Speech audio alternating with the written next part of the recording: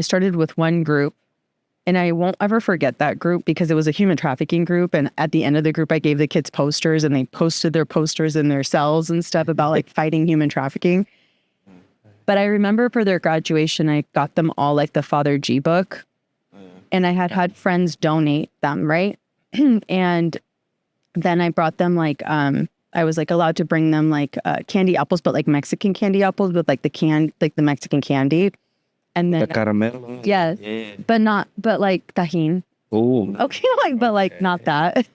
And then I got them like carne asada fries.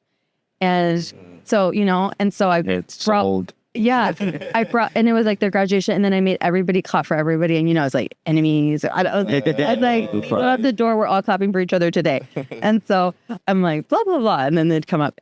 And I remember finishing that group and a staff saying to me like, these kids are going to go to prison. Like, you don't need to do all this. You should focus your work on like the other units where the kids are getting out.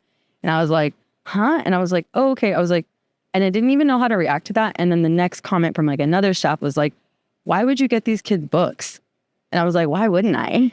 Yeah. What makes them unworthy?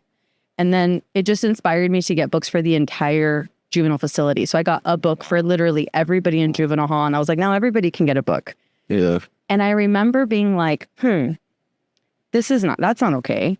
And then kids started like trusting me from that group. And they were like, hey, Crystal, could you come see me? And I had like only like 2 kids in that entire unit. So then my kids were like my spokespersons. They're like, oh, Crystal's a great therapist. Like, she cares. She comes and talks to us and blah, blah.